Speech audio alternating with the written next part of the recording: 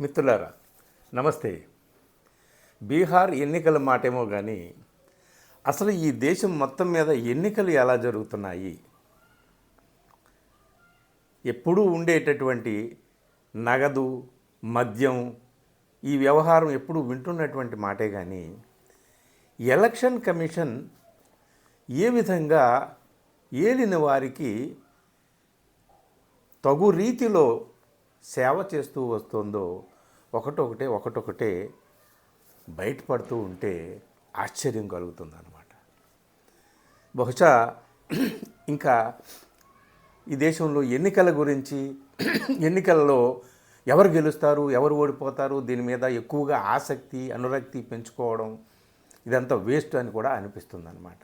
బీహార్ ఎన్నికలు తుదికంటూ అంటే నవంబర్ 14 ఫలితాలు వచ్చే వరకు కూడా నేను అప్డేట్స్ ఇస్తూ ఉంటాను అని ఒక మాట మీకు ఇచ్చాను నా వ్యూవర్స్కి. కాబట్టి నేను ఫాలో అవుతూ వచ్చాను, ఎప్పటికప్పుడు అప్డేట్స్ చెప్తూ వచ్చాను.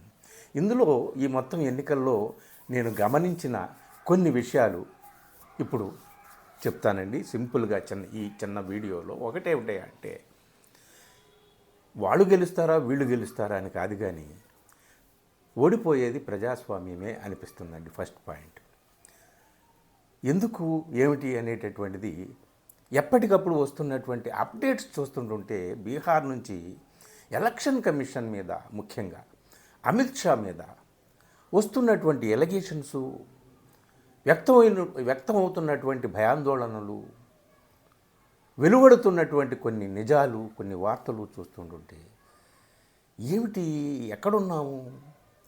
అతిపెద్ద ప్రజాస్వామిక దేశమని ఇంత గొప్పగా ఘనంగా చెప్పుకునేటటువంటి దేశంలో ఏం జరుగుతోంది? బాధ, ఆగ్రహం అన్నీ కలుగుతాయి, కానీ ఏం చేయలేం ప్రస్తుతానికి. ఏమో ఈ దేశపు యువత ఏమన్నా చేస్తుందేమో.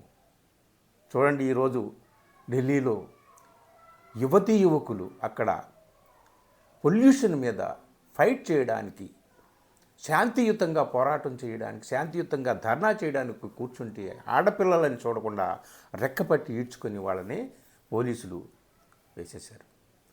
కానీ ఆ ఆడపిల్లలు ఆ మాట్లాడుతున్నటువంటి తీరు, రాజ్యాంగాన్ని పట్టుకుని వాళ్ళు మాట్లాడుతున్న తీరు చూస్తే ఒక ఆశ కలుగుతుంది. యువతీ యువకులు ఎప్పటికైనా ఈ దేశాన్ని చక్కదిద్దుతారని చెప్పి. సరే, ఇప్పుడు మనం బీహార్కి వస్తాము.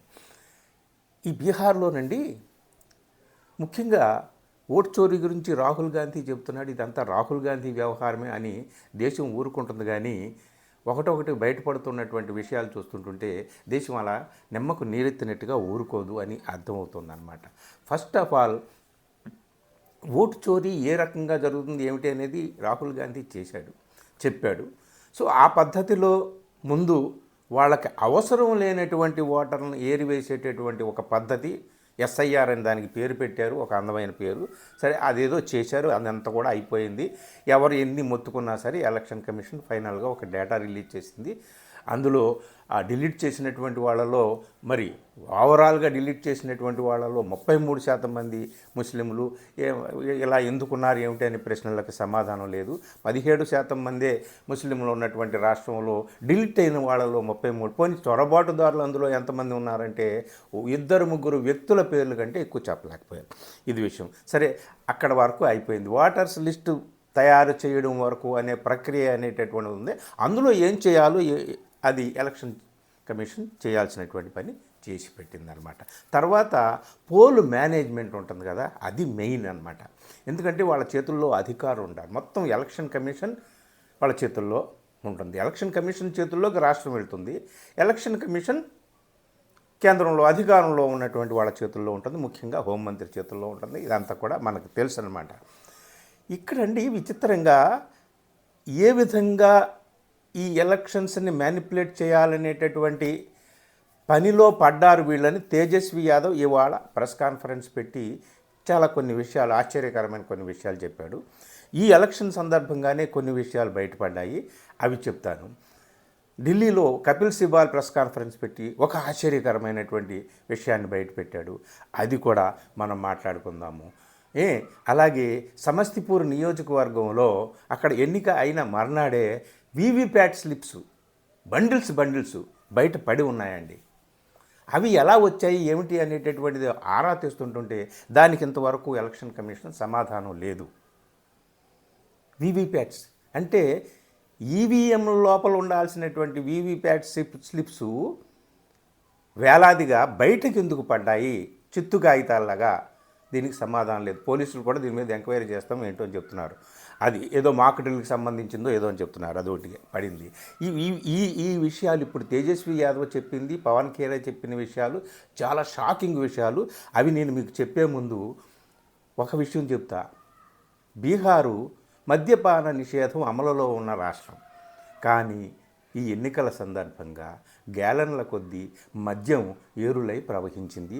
అనేక చోట్ల లిక్కర్ పట్టుబడింది పెద్ద ఎత్తున. ఎందుకు ఎలా? అక్కడ రాష్ట్రం ఎన్డీఏ చేతుల్లో ఉంది. అక్కడ దిగినటువంటి మిలిటరీ దళాలు కానీ పోలీసులు కానీ అందరూ కూడా సరిహద్దు గస్తీ దళాలు కానీ అన్నీ వాళ్ళ మనుషులే. అయినా సరే ఈ లిక్కర్ ఎక్కడి నుంచి వచ్చిందంటే సమాధానం ఏం చెప్తారో తెలియదు. ఇకపోతే ఇంకొకటి నగదు పరోక్షంగా ఎన్ని వేల కోట్లు చేతులు మారిందో మనకు తెలియదు, కానీ ప్రత్యక్షంగానే నగదు పంపిణీ చేసింది ఎన్డీఏ ప్రభుత్వం.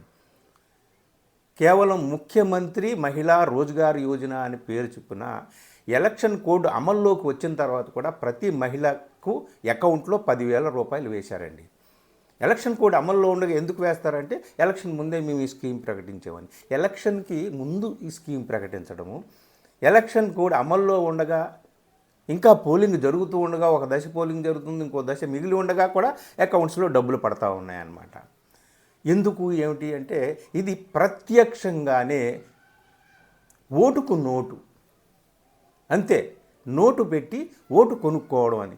మొన్న సీనియర్ జర్నలిస్ట్ రాజ్దీప్ సర్దేశాయి ఒక మాట అన్నాడు. ఆయన వీక్లీ వీడియో చేస్తూ ఒక చోట ఓటు కొనుక్కునేటటువంటి అవకాశం ఉన్న చోట, ఓట్లు కొనేసుకునేటటువంటి అవకాశం ఉన్న చోట ఓటు చోరీకి అవసరం ఏముంది అన్నాడు. చాలా గొప్ప మాట అన్నమాట. అంటే ఇది ఓట్లు కొనుక్కోవడమే కదా. నిజంగా మహిళల మీద అంత ఆసక్తి ఉంటే ఆ సిపిఐఎంఎల్ నాయకుడు దీపాంకర్ భట్టాచార్య 2 లక్షలు ప్రతి మహిళకి ఇస్తాము, వాళ్ళు ఏదో వ్యాపారం చేసుకోవచ్చు అది ఇదని వాగ్దానం చేశారు. గతంలో 2020లో ఆ వాగ్దానం నెరవేర్చలేదు 5 ఏళ్లలో. ఇప్పుడు 10,000 పంచుతున్నారు. 2 లక్షల్లో 10,000 తీసేస్తే ఇంకా 1,90,000 వాళ్ళు బాకీ ఉన్నారు ఈ మహిళలకని ఆయన అన్నాడు. సరే, అది వేరే విషయం. ఎలక్షన్ టైంలో ఇంత డబ్బు 30,000 కోట్లు పంచారంటండి కేవలం మహిళల కోసం ఖర్చు పెట్టడం కోసం. సో ఇది ప్రత్యక్షంగా డబ్బుతో ఓటు కొనుక్కునేటటువంటి ప్రయత్నమే కదా. ఇక పరోక్షంగా ఎంత పెంచిపెట్టారు ఏమో. మద్యం ఎరులై పారింది, డబ్బు చేతులు మారింది, ఇంత విచిత్రం జరుగుతూ ఉంది. ఇక ముఖ్యమైనటువంటి కొన్ని విషయాలు ఏమిటాయంటే ఇవాళ తేజస్వి యాదవ్ చెప్పినటువంటి ప్రెస్ కాన్ఫరెన్స్ పెట్టి చెప్పినటువంటిది ఆయనకి ఆశ్చర్యం ఏమిటాయంటే అమిత్ షా బీహార్కి హోమ్ మినిస్టరా లేకపోతే దేశానికి హోమ్ మినిస్టరా? ఇక దేశంలో ఇంకా ఏ పని లేనట్టు బీహార్లోనే ఆయన క్యాంప్ వేశాడు. సరే, ఎన్డీఏలో ముఖ్య నాయకుడు, మరి వాళ్ళ పార్టీలో కేంద్ర మంత్రి పదవిలో ఉన్నటువంటి ధర్మేంద్ర ప్రధాన్ అక్కడ ఉన్నాడు. అక్కడ ఎలక్షన్ ఇన్ఛార్జిగా బీజేపీకి వాళ్ళందరూ ఉన్నారు. ఈయన మౌర్య అని ఒక 5 స్టార్ హోటల్లో ఆయన మకాం వేశాడు, తిష్ట వేశాడు. విచిత్రం ఏమిటంటే బయట పెట్టినటువంటి కొన్ని విషయాలు, ఆయన తిష్ట వేసినటువంటి హోటల్లో సీసీ కెమెరాలకి కాగితాలు అంటించేసి క్లోజ్ చేశారంట.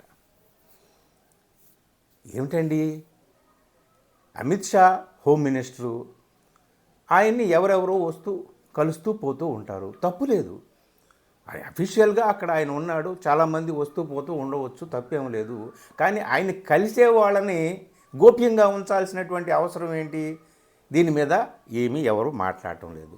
రోజు ఎవరెవరిని ఆయన కలుస్తున్నాడు ఏమిటి అనేటటువంటిది ఇదంతా కాదు. కానీ ఇవాళ తేజస్వి యాదవ్ అడిగింది ఏమిటయా అంటే next level election commission voters list తయారు చేయడంలో చేయాల్సినటువంటిదంతా కూడా చేసిన తర్వాత నెక్స్ట్ లెవెల్కి వెళ్ళి వాళ్ళు ఏం చేస్తున్నారు ఏమిటి అనేటటువంటిది. ఇప్పుడు 6వ తేదీన ఓటింగ్ జరిగింది, ఇవాళ 10వ తేదీ, దాదాపు 5 రోజులు అయింది.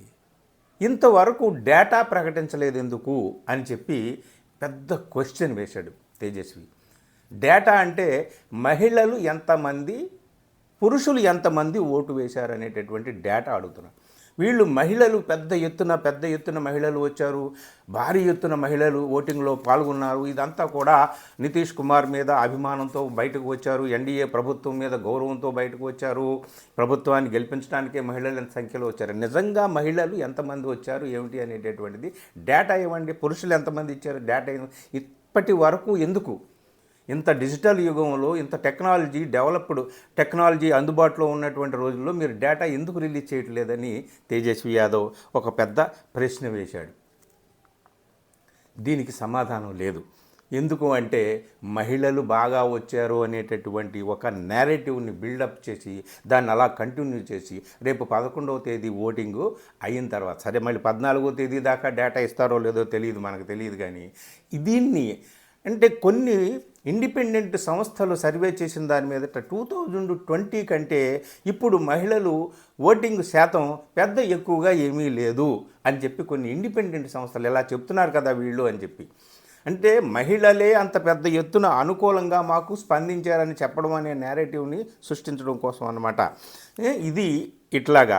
ఇంకొకటి ఏమిటయ్యా అంటే తేజస్వి యాదవ్ చెప్పింది, పోలీస్ బెటాలియన్స్ని రప్పిస్తారు కదండి. మొత్తం ఒక ఎన్నిక జరుగుతుందంటే ఒక రాష్ట్రంలో పొరుగు రాష్ట్రాల నుంచి, కానీ దాదాపు 200 పైగా బెటాలియన్స్ వచ్చినాయి.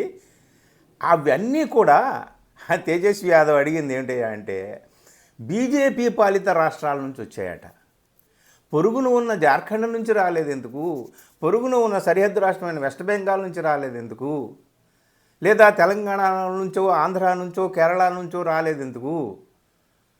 బీజేపీ పాలిత రాష్ట్రాల నుంచే ఎందుకు వచ్చారు అని చెప్పేసి ఒక ప్రశ్న వేశాడు. ఇదే పోల్ మేనేజ్మెంట్ అంటే. అమిత్ షా హోటల్లో కూర్చొని ఎవరెవరిని కలుస్తున్నాడు, ఏమేమి చేస్తున్నాడు, తికరం బాజీ అని అంటారే, అవి ఏ ట్రిక్స్ ప్లే చేస్తున్నారు ఏమిటి అనేటటువంటిది ఇదిగో ఇది ఎట్లాగా. తర్వాత ఐఏఎస్ ఆఫీసర్స్ని కూడా నియమిస్తారనమాట రాష్ట్రంలో జరిగేటటువంటి ఎన్నికల్లో. సో ఆ ఐఏఎస్ ఆఫీసర్ని పొరుగు రాష్ట్రాల నుంచి రప్పించే ఐఏఎస్ ఆఫీసర్స్ కూడా గుజరాత్ నుంచి బాగా ఎక్కువగా ఉన్నారు. అలాగే బీజేపీ పాలిత రాష్ట్రాల నుంచి ఎక్కువగా 90% ఐఏఎస్ ఆఫీసర్స్ వచ్చారు అనేటటువంటిది. ఇది ఏమిటి, ఏ విధమైనటువంటి సంకేతాలను ఇస్తుంది అని తేజస్వి యాదవ్ ఇవన్నీ కూడా చెప్తూ ఆయన ఏమన్నాడయ్యా అంటే అమిత్ షా, మోడీ, మొత్తం ఎన్డీఏలో ఉన్నటువంటి పెద్దలందరికీ కూడా ఒక భయం పట్టుకుంది ఫస్ట్ ఫేజ్ పోలింగ్ చూసిన తర్వాత. అందుకనే ఈ సెకండ్ ఫేజ్ పోలింగ్ని ఏదో విధంగా మ్యానిపులేట్ చేయడానికి అన్ని రకాల ప్రయత్నాలు అమిత్ షా పట్టాలో కూర్చొని చేస్తున్నాడు. ఆయన్ని ఎవరు కలుస్తున్నారు ఏమిటి అనేది కూడా ఎవరికీ తెలియకుండా ఆయన బస చేసిన హోటల్లో ఆ ఫ్లోర్ మొత్తం సీసీటీవీ కెమెరాలు అన్నీ కూడా మొత్తం బంద్ చేసి క్లోజ్ చేసి పెట్టి ఉంచారు. వాళ్ళ భయాన్ని ఇది తెలియచేస్తుంది. కానీ వీళ్ళు ఎంత భయపడినా ఏం చేసినా మాకే అనుకూలంగా ఉంది పరిస్థితి. సరే, ఎవరికి అనుకూలంగా ఉంది ఏమిటి అనేది మనకు తెలియదు. మొత్తానికి ఓవరాల్గా ఇట్లాంటి కొన్ని విషయాలు తేజస్వి యాదవ్ చెప్తే, కపిల్ సిబాల్ ఒకటి వాళ్ళ చెప్పిన విషయం భలే ఆశ్చర్యంగా ఉంది. 3వ తేదీన రైల్వే వాళ్ళు ఢిల్లీ నుంచి స్పెషల్ ట్రైను వేశారట.